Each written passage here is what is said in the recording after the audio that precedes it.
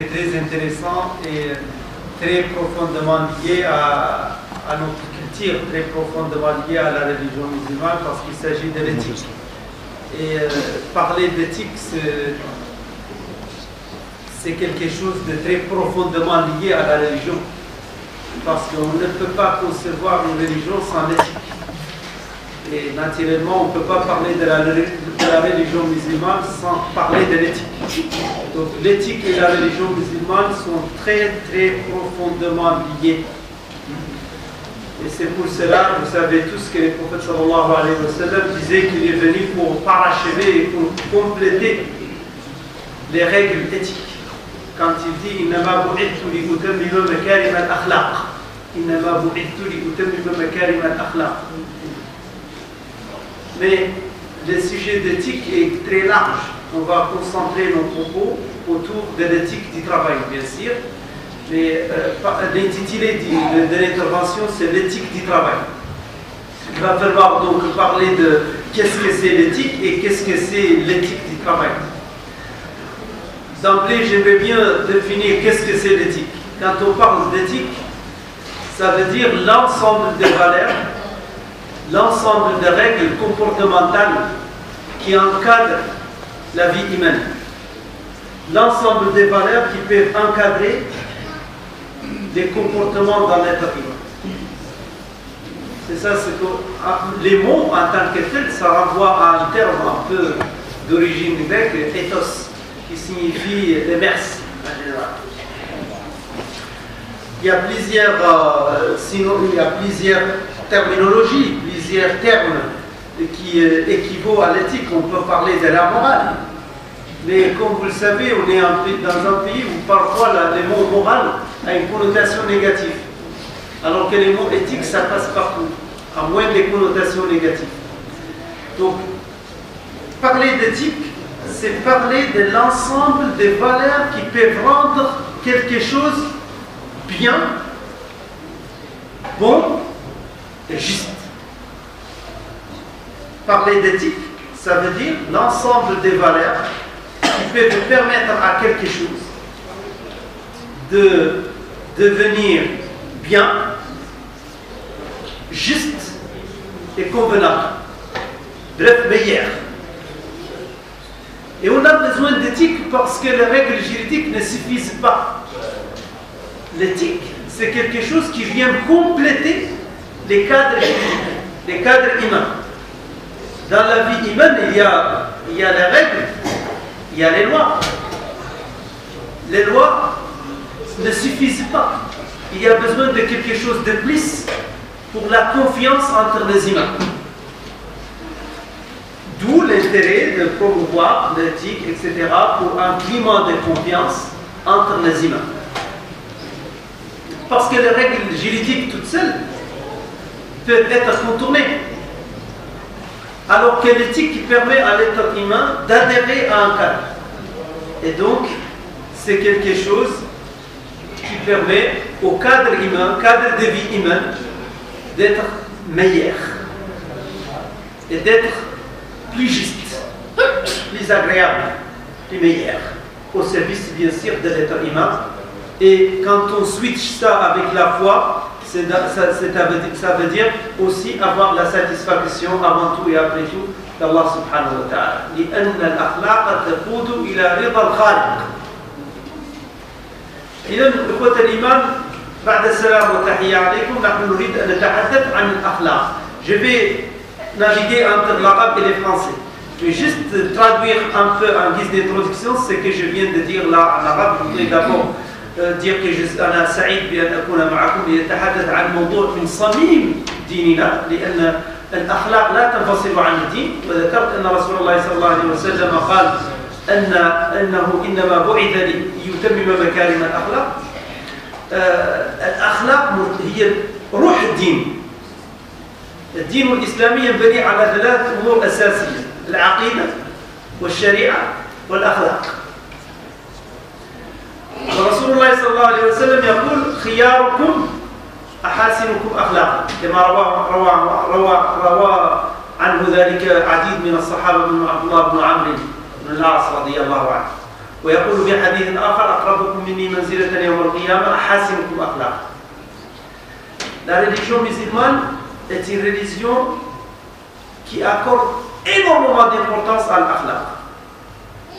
Anas ibn Malik radiyallahu anhu, qui était quelqu'un de très proche du prophète sallallahu alayhi wa sallam, souligne ça dans un hadith où il rappelle que le prophète sallallahu alayhi wa sallam avait toujours l'habitude dans sa khutbah de lier l'akhlaq à din. من ذلك قوله صلى الله عليه وسلم في حديث خطبه لا دين لمن لا عهد له لا إيمان لمن لا أمانة له ولا دين لمن لا عهد له. Dans un hadith très célèbre, le Rasul sallallahu alayhi wa sallam dit il n'y a pas de din, il n'y a pas de la foi pour quelqu'un qui n'a pas l'aman, donc pour quelqu'un qui n'a pas l'akhlaq. Parce que l'amana, c'est le socle de l'akhlaq. C'est l'un des socles de l'akhlaq, c'est l'amana. Donc il dit clairement, il le répète, pas de din véritable, pas de foi pour une personne qui n'a pas l'esprit de l'amana. لا دين لمن لا أمانة له لا إيمان لمن لا أمانة له ولا دين لمن لا عهد له. Il n'y a pas de din, il n'y a pas de foi pour quelqu'un qui n'a pas l'esprit d'honnêteté, l'esprit d'être honnête, l'attachement à être honnête. Et il n'y a pas de din pour celui qui n'a pas l'esprit de fidélité au principe.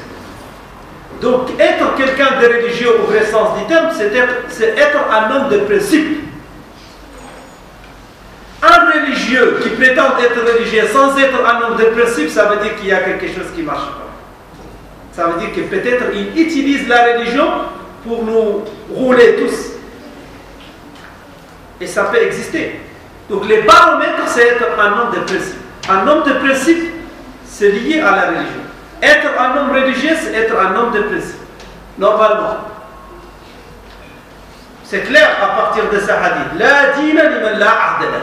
Et il y a plein d'autres hadiths qui montrent que le non-respect de ces valeurs éthiques, c'est caractérisant de l'hypocrisie. On a dit d'emblée que l'éthique, ça veut dire un ensemble de valeurs. Parmi ces valeurs, ne pas faire des mensonges, être véridique. Parmi ces valeurs, c'est être honnête, l'aman. Parmi ces valeurs, c'est d'être quelqu'un qui ne trompe pas les autres, qui n'induit pas les autres en erreur. C'est pour cela qu'on trouve dans un hadith très célèbre, Man ghashana falaysa minna. Celui qui triche ou qui fraude, qui fait des fraudes ou induit les autres en erreur ou en les cachant des choses, il ne fait pas partie de la umma de Rasul sallallahu alayhi wa sallam, il ne fait pas partie de la umma de l'akhlaq. Donc, moi j'ai commencé par donner en fait les cadres de l'éthique. Je vais rappeler un certain nombre de valeurs. هناك مجموعة من القيم الأخلاقية هي التي ينبغي الانطلاق منها كإطار. هذه القيم الأخلاقية أذكر بعضها دون أن أحصرها. Sans être exhaustif, je vais rappeler un certain nombre de valeurs qui à chaque fois que je parle d'éthique, pensez à ces valeurs-là. أولا وقبل كل شيء كما قلت الصدق في القول الطيب والعمل الصالح. هاتين صفتين من صفات الأخلاق من الأخلاق الحميدة. القول الطيب كما قال الله عز وجل إليه يصعد الكلم الطيب وكما قال الله عز وجل وقولوا للناس حسنا. Si on veut être éthique, l'une des premières valeurs à respecter, c'est de s'attacher à dire la vérité et s'attacher à dire la bonne parole, la parole gentille, la parole bienveillante. Et se rappeler que cette parole bienveillante monte à Allah subhanahu wa ta'ala. Elle est appréciée par Allah subhanahu wa ta'ala. Et il est dit dans le Coran clairement, dites la bonne parole. Soyez attachés à dire la bonne parole aux gens. Et non pas les gros mots, non pas les mots qui blessent, etc. C'est ça l'essence. Deuxième chose, s'attacher à faire des travaux utiles. صالح. العمل الصالح ما معناه؟ ما معناه العمل الذي لا يضر. العمل المفيد. Donc, deuxième valeur, c'est être attaché à ne pas faire un travail susceptible de nuire. ça veut dire la non-nocivité. Un travail d'ordre éthique, c'est-à-dire un travail qui n'est pas nocif, qui ne doit pas nuire aux autres, ni nuire à la personne, ni nuire à son environnement. وكما قال رسول الله صلى الله عليه وسلم لا ضرر ولا ضرار. لا ضرر ولا ضرار. C'est être attaché à ne pas nuire aux autres et ne pas non plus subir soi. Ni préjudice, ni faire préjudice aux autres, ni subir de préjudice. Être animé par cette valeur. Ça aussi c'est de l'éthique. Troisième élément, c'est en fait ce que je disais tout à l'heure, le respect de l'humain, être honnête, ne pas décevoir. Être éthique, ce n'est pas décevoir. ما يخونش. الإنسان العامل اللي حاب يكون عمله متقون، عمله أخلاقي، يجب أن لا يخون رب العمل، ولا يخون الناس اللي طلبوا منه العمل. داروا عندك كوماند ولا طلبوا منك عمل معين، تؤديه بضبط وإتقان. مستشعرا ان الله سبحانه وتعالى يرى عملك وقل اعملوا فسيرى الله عملكم ورسوله والمؤمنون وستردون الى عالم الغيب والشهاده فينبئكم بما كنتم تعملون. في سوره التوبه هذه الايه.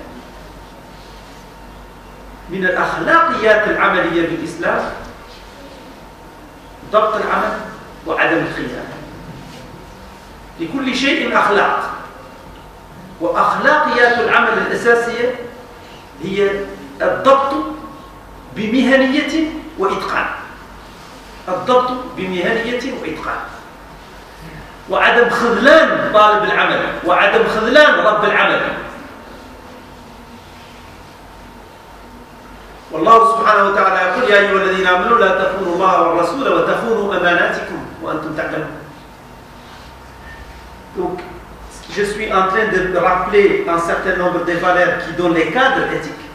J'ai déjà cité, je suis en troisième point. Ce troisième point, je disais, ne pas décevoir, ne pas trahir.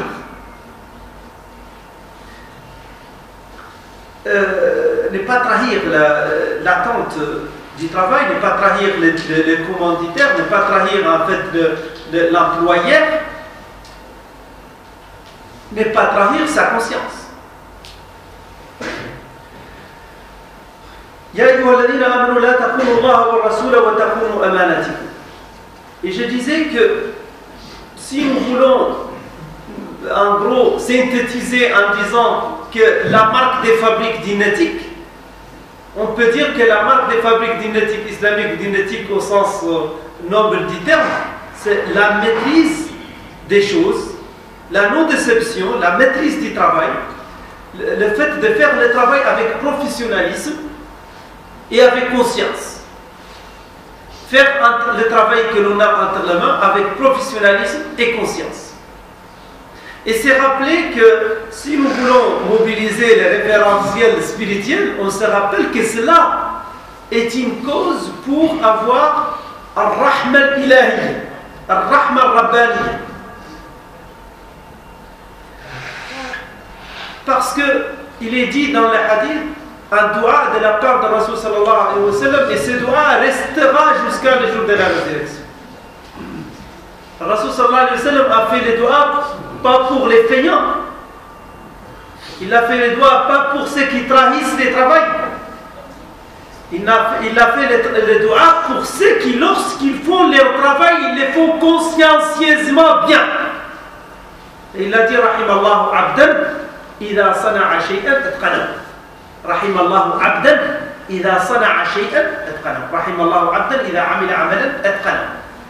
Ça veut dire que le dua de notre prophète, si nous voulons acquérir, c'est pour cela que j'ai dit tantôt que rida al-Khaliq wa rida Rasulullah sallallahu alayhi wa sallam yunalu abra al-akhlaq.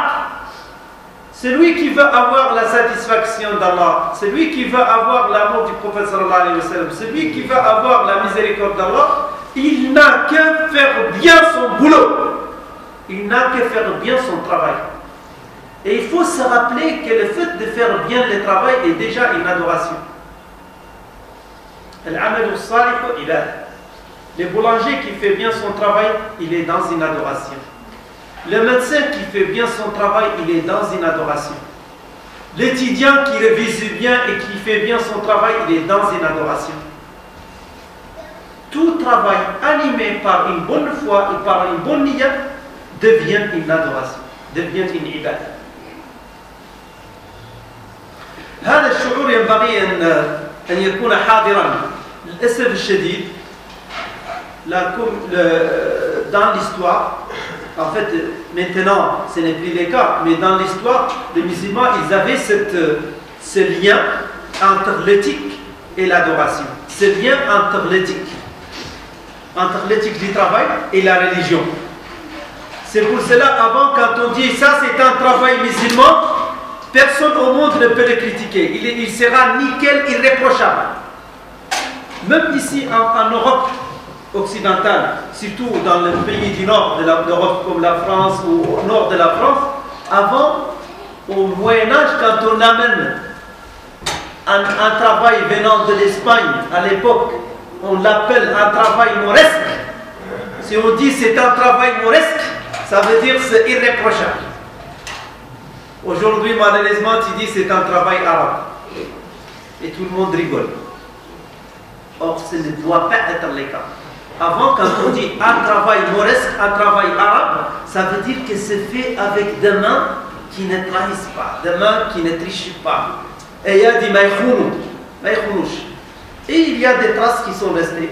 Maintenant, quand on visite l'Espagne, on visite Alhambra ou autre, on voit que les ouvriers musulmans à l'époque étaient des génies, étaient des gens extraordinairement dévoués à leur travail. Vous savez pourquoi? Parce qu'avant, quand ils font leur travail, ils les font en sachant que c'est une adoration comme s'ils font salat. Vous savez pourquoi maintenant au Japon, les gens ils travaillent et ils bossent bien comme un fou, comme des malades? Vous savez pourquoi? Parce qu'ils pensent que dans leur religion, c'est une adoration. Nous, on avait ça dans notre religion. Mais malheureusement, on a perdu cette connexion entre le religieux et l'esprit du travail. On l'a perdu à cause de la politique, la mauvaise politique. Et aussi à cause parfois de certains imams qui ont beaucoup axé le travail en pensant que le travail c'est uniquement les côtés rituels. Non, le travail c'est pas uniquement les côtés rituels. Tu viens à la mosquée, tu fais la prière, mais quand tu sors pour faire ton travail, que ce soit, comme je l'ai dit, un commerce ou autre, sache que tu es dans une adoration. Il suffit que tu charges ton cœur avec la bonne foi de faire le bien. Et tout devient une adoration. Tout devient une adoration. Et quand on a ce lien entre les deux, on ne peut que faire bien le travail. Ça peut aider énormément à faire bien le travail. Ça peut aider à avoir le dévouement. Pourquoi un ouvrier japonais, il fait bien son travail? Parce qu'on a pu inculquer en lui qu'à travers le travail bien fait, il trouve les salis éternels. Alors que nous, on est les musulmans, ils avaient ça depuis les temps de Rasul sallallahu alayhi wa sallam. À un moment donné, ils ont perdu ça. Il faut qu'on retrouve cette culture. Sache que toi, si tu sors chaque matin, tu travailles bien, avec une niya de ne pas être à la charge d'autres, avec une niya de satisfaire ta famille, avec une niya de vivre dignement, tu es dans une adoration. Et sache que si tu fais bien le travail que tu as intérieurement, tu es dans une adoration. Tu acquiers la satisfaction d'Allah subhanahu wa ta'ala. يجب أن نستعيد هذا الربط بين إتقان العمل ونيل رضا الله سبحانه وتعالى في الدنيا والآخرة. بين إتقان العمل ودخول الجنة. حسن الخلق، قلنا بأن ضبط العمل من حسن الخلق، وحسن الخلق يقود إلى الجنة. الرسول صلى الله عليه وسلم يقول لنا البر يقود إلى الجنة. الصدق يقود إلى البر والبر يقود إلى الجنة. صح ولا لا؟ إذا حسن الخلق في العمل يقود إلى الجنة. وأكثر من ذلك أنه يقود إلى القرب من رسول الله صلى الله عليه وسلم. لأن أقربكم مني منزلة يوم القيامة أحاسنكم أخلاقا. Le plus proche du prophète sallallahu alayhi wa sallam, ce sont les gens qui avaient les bons comportements, les bons éthiques. Et comme je l'ai dit, les bons éthiques, ce n'est pas seulement le fait de traiter bien les gens ou de respecter. Les bonnes éthiques, c'est de faire bien son travail. C'est de faire bien ce qu'on a à faire. Donc, il y a un certain nombre de valeurs que je voudrais les rappeler rapidement avant de poser la question pourquoi on a besoin de l'éthique et comment on peut renforcer l'éthique. Un certain nombre de valeurs, j'ai déjà dit la véracité, ne pas faire les mensonges. J'ai dit en fait le fait de faire en fait un travail non nocif, c'est-à-dire un travail utile socialement, irréprochable moralement et licite légalement. J'ai cité aussi comme valeur l'esprit d'honnêteté, être honnête, être cohérent. Et je voudrais rappeler également la nécessité de respecter ce qu'on appelle al-muru'a ou al-karama al-insaniya. C'est-à-dire qu'il faut aussi, dans les cadres éthiques, il y a un élément très central, c'est le fait de faire en sorte que l'humain est la base de tout. Ça veut dire respecter en fait la dignité humaine. Si tu es un employeur, tu es un patron, respecte ton ouvrier comme être humain. ما تعاملوش معاملة حيوانية. للأسف الشديد أيضا في بعض البلدان الإسلامية فقدوا هذه النقطة. شوف واحد مستعلي يعني مجرد ما يكون عنده الفلوس خلاص يصبح كأنه فرعون. بينما الدين والأخلاق الإسلامية تأمر الإنسان بأنه حتى لو صار عنده أموال وكذا وحتى لو صار عنده جاه يبقى دائما متواضع ينظر لجميع الخلق بتواضع يعتبر بأنه كل إنسان قابل بأنه يصلح ويصبح إنسان صالح لا ينظر بعلوية للآخرين لا يتكبر على الآخرين يحترم الإنسان كإنسان. Donc il est dans les cadres éthiques, c'est très important d'être animé toujours par cet esprit du respect de la dignité humaine. Que tu sois employeur ou employé, que tu sois cadre supérieur ou simple ouvrier, tu respectes la dignité de chaque personne. Et notre prophète sallallahu alayhi wa sallam insiste sur cet aspect en nous disant que la dignité humaine est sacrée. Il nous dit clairement كل المسلم على المسلم حرام دمه وماله وعرضه. دمه وماله وعرضه. Le mot عرضه, ça renvoie au principe de respecter la dignité. Quand je dis la dignité, c'est-à-dire traiter les gens avec le respect en tant que personne, en tant qu'être humain, sans discrimination basée sur la race, ou sur la couleur des peaux, ou sur la grandeur de la personne, grande ou petite, etc. En fait, un esprit de proximité, un esprit de bienveillance avec les êtres humains. Donc, l'akhlaq, c'est l'ensemble de ces bonnes valeurs qui rendent la vie humaine plus juste, plus convenable, meilleure. Maintenant, on peut poser la question, pourquoi l'akhlaq? Pourquoi on a besoin de l'akhlaq? On a besoin de l'akhlaq. Moi, j'essaye de répondre en disant, donc du point de vue déjà religieux, on a besoin de l'akhlaq pour satisfaire les créateurs. On a besoin de l'akhlaq pour construire la confiance. Donc, verticalement, on a besoin de l'akhlaq pour être déjà en cohérence avec notre foi. Horizontalement, on a besoin de l'akhlaq, on a besoin de l'éthique pour construire la confiance et renforcer les liens sociaux. Parce que l'absence de l'akhlaq détruit la confiance. L'absence de l'éthique détruit le climat de confiance. Quand il n'y a pas de l'éthique, ça fragilise aussi les liens sociaux.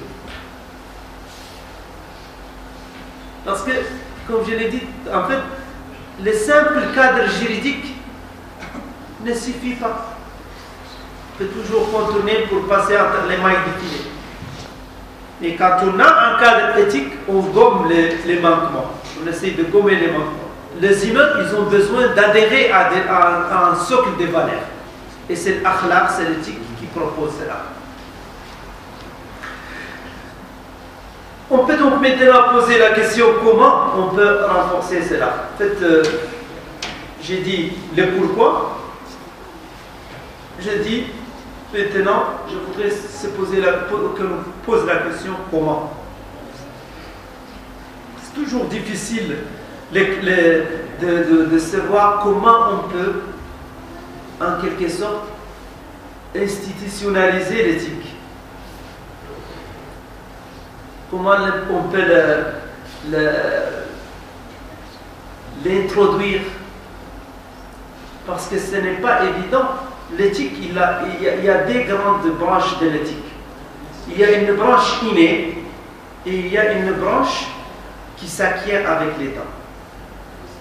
الأخلاق فيها جانبين، جانب سجياتي من السجية من الطبع الذي يطبع عليه الإنسان، وجانب يكتسب مع الزمن ومن خلال التربية ومن خلال التفاعل مع المحيط الإيجابي. بمعنى آخر هناك جانب فطري وهناك جانب مكتسب. هناك بعض الناس ما شاء الله فطريا عنده أخلاق حسنة، وهناك بعض الناس يحتاج إلى تأطير لكي يكتسب الأخلاق الحسنة.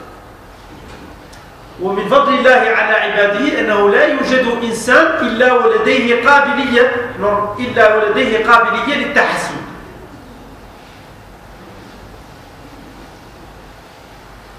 رغم أنه عادة الطبع يغلب التطبع لكثير من الأحيان، لكن التخلق بالخلق الحسن وعمل الجهد يقود إلى اكتساب الأخلاق الحميدة. Donc pour pouvoir institutionnaliser l'éthique, je pense il faut d'abord agir sur la partie que l'on peut appeler en fait, comment dirais-je, qui peut être acquise. Moi je viens de dire qu'il y a une partie qui est innée dans l'akhlaq, qu'il y a une partie qui est naturelle, qui est dans la nature de l'humain, et il y a une partie qui s'acquiert. Quand on veut promouvoir davantage l'éthique, il faut activer cette partie que l'on peut acquérir. Comment on peut l'activer? On peut l'activer à travers la bonne éducation, à travers l'apprentissage. On peut l'activer aussi par le biais de ce qu'on appelle le qudwa, c'est-à-dire l'exemplarité. Faire de l'exemplarité. Pousser vers le fait d'être avec les personnes qui peuvent nous tirer vers les hauts. Et c'est pour cela que notre prophète sallallahu alayhi wa sallam indique à chacun d'entre nous qu'il doit essayer d'avoir un bon modèle et d'avoir la bonne compagnie. La bonne compagnie en termes d'éthique, là, je parle. Si tu es toujours avec des personnes qui ne respectent pas leurs paroles, qui ne respectent pas leurs rendez-vous, qui ne font mal leur travail, tu finiras par être comme eux. Mais si tu t'attaches à accompagner des personnes ou à t'inspirer des personnes qui font bien leur travail, qui respectent bien leurs rendez-vous, qui respectent leurs paroles, qui honorent leur engagement, tu finiras par d'être comme eux. Grosso modo, le hadith il dit Al-mar'u ala dini khalilihi falyanzur ahadukum man yukhalil. Chacun peut être contaminé par la compagnie, positivement ou négativement. Et c'est pour cela, si nous voulons une culture éthique, on pousse nos enfants, on nous pousse nous-mêmes à fréquenter des bonnes personnes et à essayer d'être dans un environnement qui nous tire vers le meilleur. Parmi les choses, et c'est pour cela aujourd'hui dans les cadres professionnels, il y a des entreprises qui font une charte éthique, une charte avec un certain nombre de valeurs pour conduire tout le monde à aller vers le bon sens. Il y a les codes du travail, mais il y a la charte qui est implice. Tout à l'heure, je disais qu'on a besoin de l'éthique parce que ça complète la loi. dans tout corps du métier, aujourd'hui, même ici en France ou ailleurs, il y a en fait des règles qui relèvent de ce qu'on appelle les codes du travail. Ça, c'est la loi. Il y a ce qu'on appelle aussi la déontologie. Ce sont des règles qui concernent un corps du métier. Mais en plus de cela, il y a des valeurs morales, des valeurs éthiques qui ne peuvent pas être limitées, qui appellent au bon sens, qui renforcent les bons sens. Et pour que ces valeurs soient en fait institutionnalisées, je dirais, à travers des chartes éthiques ou à travers la bonne éducation et l'apprentissage, je voudrais aussi dire qu'il faut, à travers ce qu'on appelle la reconnaissance, l'i'tiraf bil-jamil, tashji', encourager les bonnes. Si on voit quelque chose de bien, un croyant, il est appelé à encourager ça. Même si lui-même, c'est-à-dire que c'est pour cela, en fait, il est dans notre religion, en fait, même si on n'est pas, même si vous n'avez pas suffisamment d'éthique ou de règles éthiques à respecter, ayez au moins l'amour de ceux qui font bien leur travail ou qui font bien les règles éthiques. Comme il est dit par l'imam Shafi'i, أحب الصالحين ولست منهم وأرجو أن أنال منهم شفاعة وأكره من بضاعتهم المعاصي ولو كنا سواء في البضاعة. Ça veut dire que même il faut aimer les gens qui font bien leur travail. Il faut aimer les gens qui font les choses avec éthique et respect. Et cette énergie positive qui va vous pousser à être comme eux. Par contre, si être naître n'est pas réagir à cela, ça peut conduire finalement à ne pas donner un ordre à son cerveau d'adopter ce genre de valeurs. Alors qu'on a besoin en gros de lancer des signaux forts à notre cerveau, d'intégrer les meilleurs partout où on les trouve, comme dit notre prophète sallallahu alayhi wa sallam. Intégrer les meilleurs partout où on les trouve, hikmatu dalatul mu'min, la sagesse, les bonnes valeurs, partout où on peut les capter, et l'intégrer et en faire une valeur dans notre propre registre ou dans notre propre référentiel. Donc, أنا أريد أن أقول أن الأخلاق مادة طويلة عريضة تشمل كل شيء، لكن أخلاقيات العمل كلها تدور حول ما قلته وهو الضبط والإتقان والإحسان. الضبط والإتقان والإحسان. قلت الدليل على الضبط والإتقان حديث رسول الله صلى الله عليه وسلم رحم الله عبدا إذا صنع شيئا اتقنه. والدليل على الإحسان قول رسول الله صلى الله عليه وسلم أيضا إن الله كتب الإحسان على كل شيء. إن الله كتب الإحسان على كل شيء. فإذا قتلتم فأحسنوا قتله وإذا ذبحتم فأحسنوا الذبح وليحد أحدكم شفرته وليرح ذبيحته. هذا الإحسان، روح الإحسان، الأخلاق في الإسلام مبنية على الضبط، الإتقان وروح الإحسان. Je viens de rappeler un autre hadith qui nous rappelle que l'éthique du point de vue islamique est basée non seulement sur l'honnêteté, sur le respect, sur la bienveillance que j'ai évoquée, mais c'est aussi sur la recherche permanente de la perfection. La recherche permanente de la perfection comme étant quelque chose de prescrit par Allah subhanahu wa ta'ala. Parce qu'Allah nous rappelle à contribuer à l'enjolivement et à la promotion du bien sur terre. Parce qu'il a fait de nous des khalifes. Il a fait de nous des musta'mirina fil ard. Musta'mirina fil ard. Huwa alladhi ansha'akum min al-ard wa ista'marakum biha. L'être humain, c'est pas facile. L'être humain, c'est quelque chose d'honoré par Allah subhanahu wa ta'ala. وَلَقَدْ كَرَّمْنَا بَنِي آدَمَ. Allah subhanahu wa ta'ala خلق الأرض والسماوات في 6 أيام ثم استوى على العرش. ولم يعي بخلقهن. Nous, contrairement, on partage certains principes avec les religions monothéistes. On dit que d'abord, quand on parle du travail, on se rappelle qu'Allah subhanahu wa ta'ala, par le biais du travail, il a créé le ciel et la terre. en 6 jours. Mais nous, on n'est pas comme les d'autres religions qui disent qu'Allah subhanahu wa ta'ala, après les 6 jours, il s'est reposé. Ça, on ne le dit pas. Dans notre religion à nous, Allah ne s'est pas fatigué et il ne fatigue pas. هو الحي القيوم الذي لا يتعب ولا ينام لا تأخذه سنة ولا نوم. الله لا إله إلا هو الحي القيوم لا تأخذه سنة ولا نوم. Mais déjà à travers ce principe de la création et ce principe du travail, il y a un message lancé à l'être humain d'être un bosseur, d'être quelqu'un qui travaille. Et en même temps, l'autre verset appelle l'être humain à contribuer à ce travail continu. لأن الخلق مستمر والكون يتمدد. والسماء بنيناها بأيد وإنا لموسعون والأرض فرشناها فنعم الماهدون وهو الذي جعل لكم الأرض ذلولا فامشوا في مناكبها وكلوا من رزقه وإليه النشور. فامشوا في مناكبها، اسعى، تحرك ترزق، bouge, sois actif, sois productif, mais avec conscience. Et sache qu'avec ce travail, avec le fait que tu travailles, que tu contribues, tu es honoré par Allah subhanahu wa ta'ala.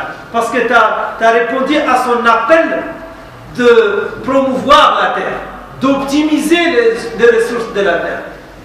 Le verset est clair, il dit أنشأكم من الأرض واستعمركم فيها أي طلب منكم عمرانها.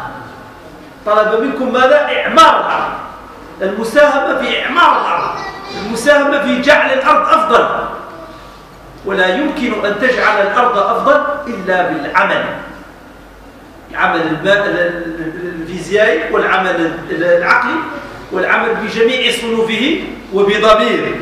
لأنه العمل بدون ضمير يصبح دمار. ولهذا ديننا يركز تركيزا قويا على الأخلاق، يعتبر الأخلاق جزء أساسي من الاقتصاد، يعتبر الأخلاق جزء أساسي في كل شيء. Si on parle de l'économie, par exemple, islamique, on le trouve, et même il y a Jacques Ostré qui a remarqué ça, beaucoup d'auteurs orientalistes qui ont remarqué ça en disant que l'économie islamique se démarque par la dimension éthique. Le travail est un élément essentiel dans l'économie. Nous, on veut ce soir parler particulièrement de l'éthique dans le travail, mais le travail, on a dit, du point de vue de la perception islamique, est une adoration, et cette adoration, pour qu'un travail devienne adoration, il suffit tout simplement de l'animer par la bonne niya, par la bonne foi. Donc, un travail éthique, c'est un travail qui vise la maîtrise des choses, qui vise l'optimisation avec conscience, avec bienveillance.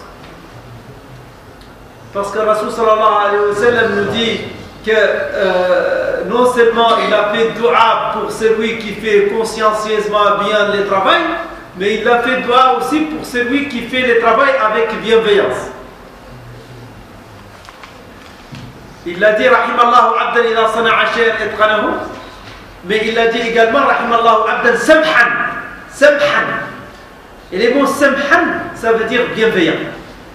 سمحا إذا باع، سمحا إذا اشترى، سمحا إذا قضى، سمحا إذا اقتضى. يعني في تحركاته يحاول أن يكون سمحا. Être éthique, c'est être responsable et être bienveillant. Un travailleur éthique, c'est-à-dire un travailleur soucieux de faire en sorte que son travail soit légal et irréprochable socialement et moralement. C'est-à-dire qu'il a une triple responsabilité. Il n'a pas seulement une responsabilité juridique, mais aussi une responsabilité morale et spirituelle. Tout ça se tourne autour de la responsabilité. نحن في ديننا رسول الله صلى الله عليه وسلم يقول لا تزول قدم عبد يوم القيامة حتى يسأل عن 4. يسأل عن عمره فيما أبناه، وعن شبابه فيما أبلاه، وفي رواية عن جسمه فيما أبلاه وعن علمه ما لا عمل به وعن ماله من أين اكتسبه وفيما أنفقه. والله سبحانه وتعالى في سورة الأحزاب إنا عرضنا الأمانة على السماوات والأرض والجبال فأبين أن يحملنها وأشفقن منها وحملها الإنسان إنه كان ظلوما جهولا. وفي سورة الإسراء ولا تقف ما ليس لك به علم إن السمع والبصر والفؤاد كل أولئك كان عنه مسؤولا.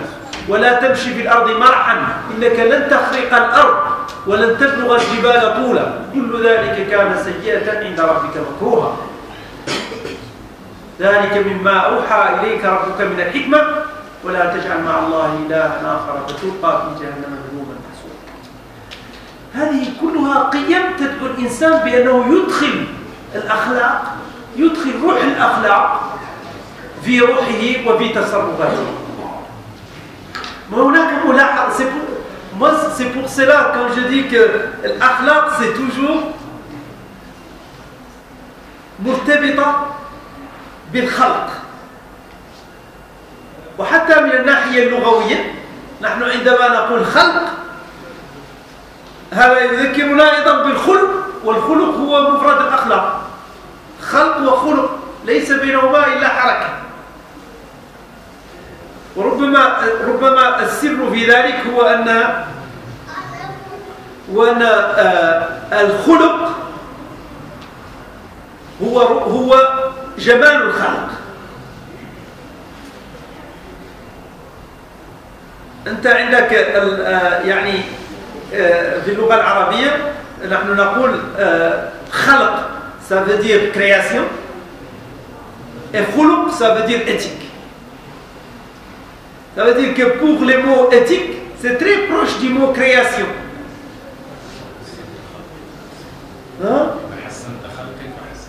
وكما قال رسول الله صلى الله عليه وسلم عندما ينظر المرأة يقول اللهم أحسن خلقي وخلقي، أو اللهم كما حسنت خلقي فأحسن خلقي. Donc il y a un renvoi entre khalq et khuluq. Pourquoi? Parce que l'éthique c'est celui qui rend le khuluq c'est celui qui rend le khalq encore meilleur. C'est parce qu'en fait, en gros, je peux dire que l'éthique, c'est l'esthétique de l'âme. Qu'est-ce qui peut rendre l'âme meilleure, bonne et belle? C'est l'éthique. Il y a le physique, ça c'est la création, etc. Mais ce n'est pas durable. Ce qui est durable, c'est l'esprit. Et qu'est-ce qui peut rendre l'esprit meilleur et bon? C'est l'éthique. Parce que c'est lié à des valeurs impérissables qui traversent les temps. C'est pour cette raison on a besoin, quels que soient les cadres de vie, de toujours ramener les gens à l'essentiel à travers l'éthique, à travers ces valeurs que l'on partage pour renforcer les liens, à travers la proximité, à travers la transparence, à travers l'honnêteté. La transparence est une valeur très importante dans la religion musulmane. Je disais tantôt les hadiths du prophète sallallahu alayhi wa sallam dans lesquels il dit Man rachena falaysa minna, parce qu'un jour il était sur les marchés et il a trouvé qu'il y avait un commerçant qui trahit, en fait qui trompe les gens parce qu'il présente la marchandise de façon trompeuse. Et il a remarqué que ce commerçant-là, il fait des choses sans le dire أن يضع الماء على بضاعته لتبدو رطبة، فأدخل رسول الله صلى الله عليه وسلم يده فيها فوجد الماء تحت هذه الماء، فقال من أين هذا؟ فقال هذا التاجر أصابته السماء. فقال له رسول الله صلى الله عليه وسلم لماذا لم تضعه فوق حتى يراه الناس؟ من غشنا فليس منا، أو كما قال صلى الله عليه وسلم. الحديث هو في هذا المعنى. Ça veut dire qu'il a dit clairement il faut de la transparence. Si j'ai traduit l'idée, il faut de la transparence dans les transactions. Il faut de la traçabilité. ولهذا في الدين الإسلامي محرم الغش، محرم الغرر، محرم التدليس. أخلاق العمل في الإسلام تدور حول هذا. ونحن بحاجة إلى عمل الأخلاق أيضا بتعليمها، بالتأكيد عليها، بالتذكير أنها جزء من الدين وجزء من العبادة، وبأنه الإنسان بخلقه ينال أعلى الدرجات وأعلى المكانات بالقرب من رسول الله صلى الله عليه وسلم في جنة الفردوس، كما قال ربنا عز وجل: وقل اعملوا فسيرى الله عملكم ورسوله والمؤمنون وستردون إلى عالم الغيب والشهادة فينبئكم بما كنتم تعملون. وقال عز وجل: إليه يصعد الكلم الطيب والعمل الصالح يرفعه. وقال الله عز وجل في سورة الكهف، في آخر سورة الكهف: فمن كان يرجو لقاء ربه فليعمل عملا صالحا. فليعمل عملا صالحا. Le travail éthique, c'est un travail utile, c'est un travail non nocif, c'est un travail respectueux de l'environnement, respectueux de l'humain. Respectueux de l'humain et respectueux de l'environnement. Avec une certaine, toujours une certaine forte adhésion à tout ce qui est, tout ce qui peut en fait nous permettre d'avoir plus de confiance entre nous. Et s'il n'y a pas la confiance, il n'y a pas de croissance. S'il n'y a pas de confiance, il n'y a pas de stabilité, il n'y a pas de paix. Beaucoup de problèmes dans le monde sont liés à l'absence de confiance. Et l'absence de confiance est en grande partie liée à l'absence de l'éthique. Vous avez peut-être entendu parler de problèmes, par exemple liés à les gens qui ont vendu par les scandales qui ont traversé la planète dernièrement, comme par exemple les scandales liés à la viande de cheval à la place de viande du bœuf. Ça, à cause de quoi? À cause de l'absence de l'éthique. Ou bien les gens qui vendent des produits, on va dire, des produits financiers qui ne respectent pas les règles de transparence, qui vont induire en erreur des personnes âgées ou des personnes qui ne savent pas tout, en leur disant tout simplement il y a un rendement, etc. Et avec des petites notifications en bas de page, avec des caractères très petits, pour que les gens ne trouvent pas le temps de lire tout cela. Ça, ce n'est pas éthique. L'éthique, c'est d'être transparent dans la communication, dans la nature des choses à présenter. C'est ça les règles éthiques.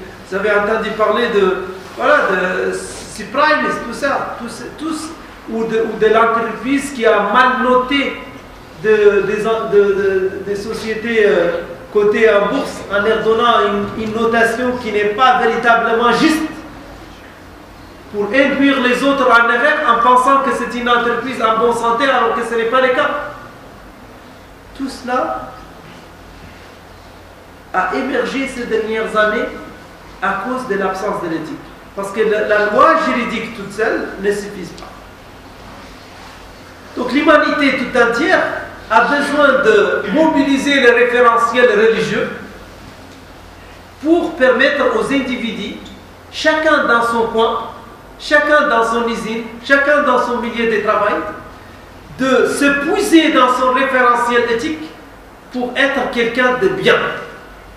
Et in fine, c'est l'humanité tout entière qui bénéficie de cela. Al-ma'rouf yaqudu ila al-khayr lil-jami', li-salih al-jami'.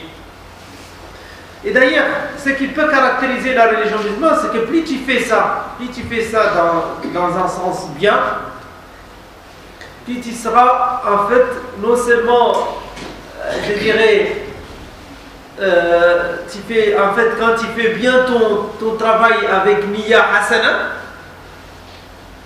moi je l'ai dit tout à l'heure, tu es considéré comme si tu alimentes davantage ton compte Hasana. Donc il n'y a pas que les côtés, bien sûr, avoir la confiance c'est bien, mais aussi avoir la satisfaction d'Allah subhanahu wa ta'ala, c'est un motif principal pour celui qui est animé par la croyance. C'est pas évident d'avoir ce niveau de conscience, de considérer que quand je fais bien mon travail, je me rapproche davantage d'Allah subhanahu wa ta'ala, j'acquiers les saluts éternels auprès d'Allah subhanahu wa ta'ala, ça demande véritablement un niveau de conscience élevé. Tout à l'heure, je disais que les gens parfois ils pensent que oui, les Japonais, pourquoi ils travaillent beaucoup, pourquoi ils font bien leur travail?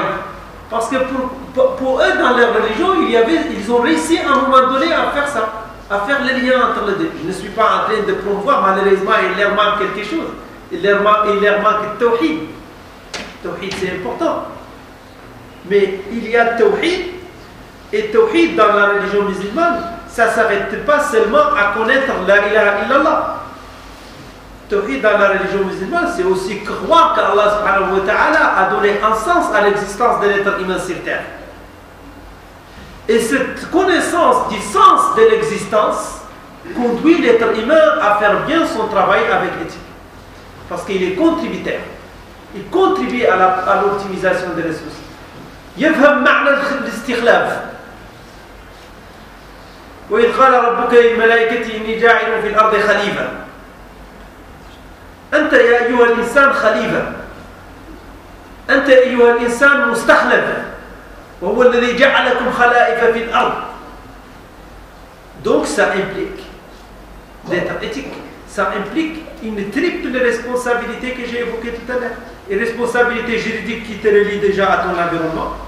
Une responsabilité éthique et une responsabilité au-delà spirituelle qui te permet d'avoir le bonheur éternel auprès d'Allah subhanahu wa ta'ala.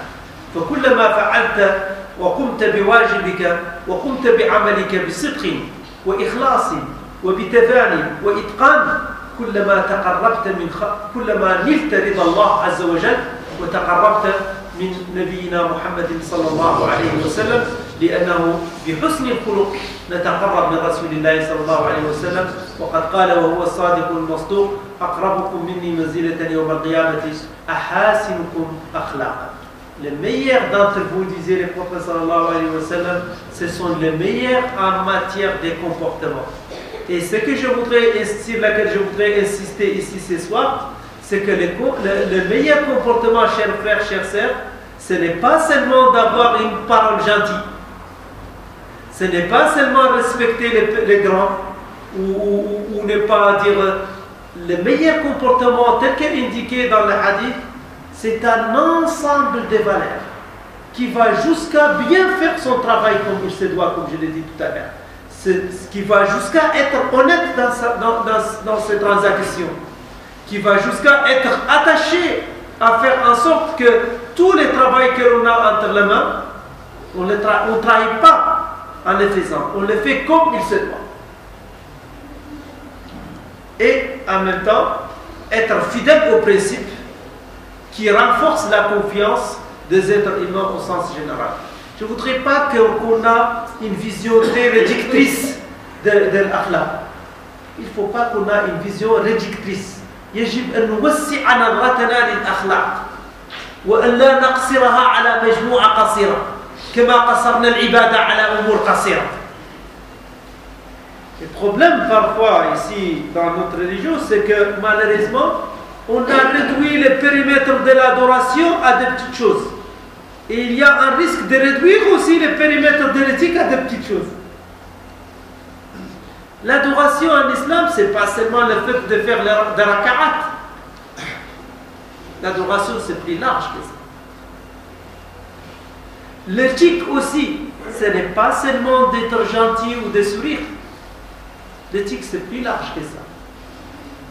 L'éthique, c'est un ensemble de valeurs qui te programme à être quelqu'un d'utile partout où tu te trouves. On te jette en Australie, tu vas être quelqu'un d'utile. On te jette en Afrique, tu vas être quelqu'un d'utile. On te met partout, tu es quelqu'un d'utile. C'est comme ça qu'étaient les Sahaba ridwanullahi alayhim. Et c'est comme ça qu'ils ont pu changer le monde. Ils ont pu changer le monde parce que partout, ils étaient des gens qui يعني تخرجوا من مدرسة رسول الله صلى الله عليه وسلم وأينما تضع أحد منهم يصلح به الله سبحانه وتعالى كل المحيط الذي من حوله يقوم بواجبه على أحسن ما يرام يعمل في النهار ويتعبد في الليل. لا يعيش عالة على الآخرين، ليس اتكاليا، ليس متعاجزا، ليس كسولا، وإنما إنسانا حريص على القول الصادق، حريص على العمل الصالح، حريص على نفع الناس، وحريص على أن لا يضر الناس. الإنسان ce que je viens de dire, c'est que on a malheureusement, parmi les causes de la décadence qu'a subi la Oumma islamique, c'est qu'on a réduit les champs de ce qui est adoration. Et il y a aussi, au fur et à mesure, on a réduit même les champs de ce qu'on peut qualifier d'akhlaq ou de ce qu'on peut qualifier de l'éthique, alors qu'il faut élargir. Et si on revient au temps de Sahaba ridwanullahi alayhim, on remarque qu'ils n'avaient pas cette réduction, ils ont élargi. Partout où l'un d'entre eux va dans un pays, on le retrouve quelqu'un d'éthique, quelqu'un de protectif, quelqu'un qui en fait qui conduit les gens à être meilleurs, qui contribue à la promotion du cadre de vie partout où il se trouve, dans le sens positif du terme. ولهذا دخل الناس في دين الله أفواجا على أيديهم شافوا فيهم الخير منهم من ذهب منهم إلى اليمن دخل الناس على أيديهم أفواجا سعد بن معاذ رضي الله عنه الذين ذهبوا إلى بلاد أخرى كلما جاءوا إلى أرض كلما طبقوا فيها القيم الأخلاقية. وليس عيب ليس غريبا أن نلاحظ أن الدين الإسلامي بدأ بالأخلاق.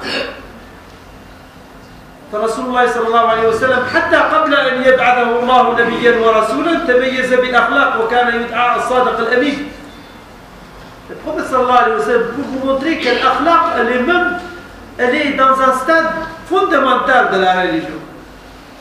Notre prophète sallallahu alayhi wa sallam, avant même qu'il soit missionné par Allah, avant de porter les messages à toute l'humanité, il était connu par ses caractères nobles, par son attachement à l'éthique, et surtout aux valeurs que j'ai évoquées tout à l'heure comme l'aman, l'honnêteté.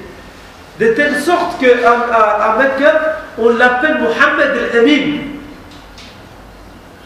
Avant qu'il soit Muhammad Rasulullah sallallahu alayhi wa sallam, on l'appelle Muhammad al-Amin.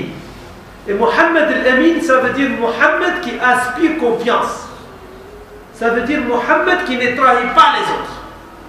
Ça veut dire Muhammad qui, lorsqu'on lui confie quelque chose, on le trouve intact. رد الأمانة إلى أهلها أدي الأمانة إلى من ائتمنك ولا تخن من خانك. هكذا كان يقول صلى الله عليه وسلم. أدي الأمانة إلى من ائتمنك ولا تخن من خانك. حتى لو خانك واحد ما تخونوش. Il était connu pour ça et il a transmis les messages éthiques à toute l'humanité. Et j'ai conclu avec ce hadith qu'il a dit أدي الأمانة إلى من ائتمنك ولا تخن من خانك كما قال رسول الله صلى الله عليه وسلم.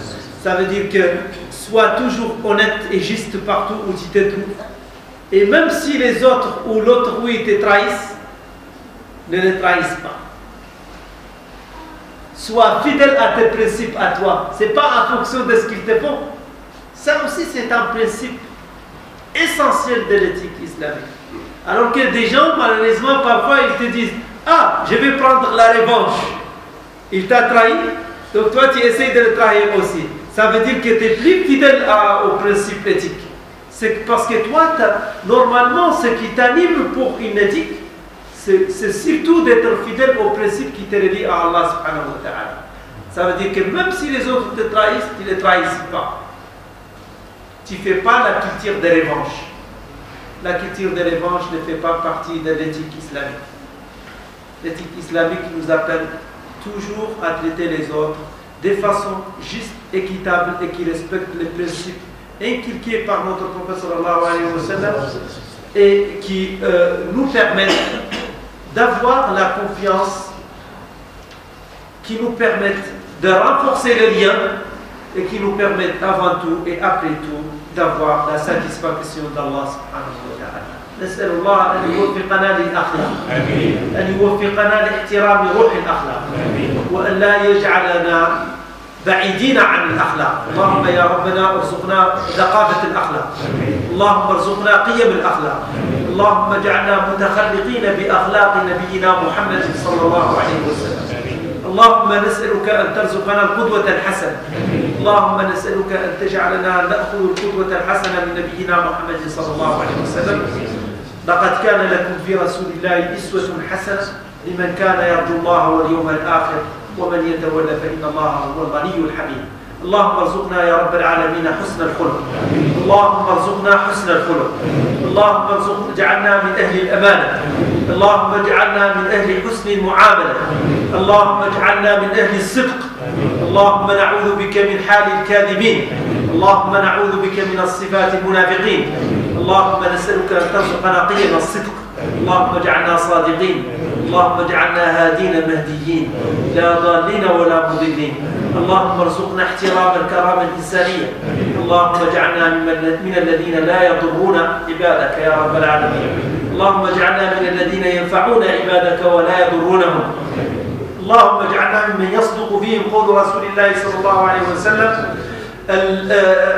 نفع الناس، اللهم اجعلنا ممن ينفعون الناس، اللهم اجعلنا ممن ينفعون الناس بالخير، اللهم اجعلنا ممن ينفعون الناس بالكلمة الطيبة وبالعمل الصالح، اللهم اجعلنا ممن ينفعون الناس بالكلمة الطيبة وبالعمل الصالح، اللهم يا رب العالمين اجعلنا ممن يقولون للناس حسنا، اللهم اجعلنا ممن ينفذون أمرك وقولوا للناس حسنا، اللهم يا أرحم الراحمين اكفنا بحلالك عن حرام، اللهم اجعلنا أيضا من الذين إذا عملوا أتقنوا عملهم، اللهم اجعلنا من الذين إذا عملوا أتقنوا عملهم، اللهم اجعلنا من الذين ينالون تلك الرحمة التي دعا بها رسول الله صلى الله عليه وسلم للأحسنين أعمالا، اللهم لا تجعلنا من الأخسرين أعمالا، اللهم اجعلنا من الأحسنين أعمالا، اللهم لا تجعلنا من الأخسرين أعمالا، اللهم اجعلنا من الأحسنين أعمالا، اللهم يا رب العالمين يا أرحم الراحمين اكفنا بحلالك عن حرام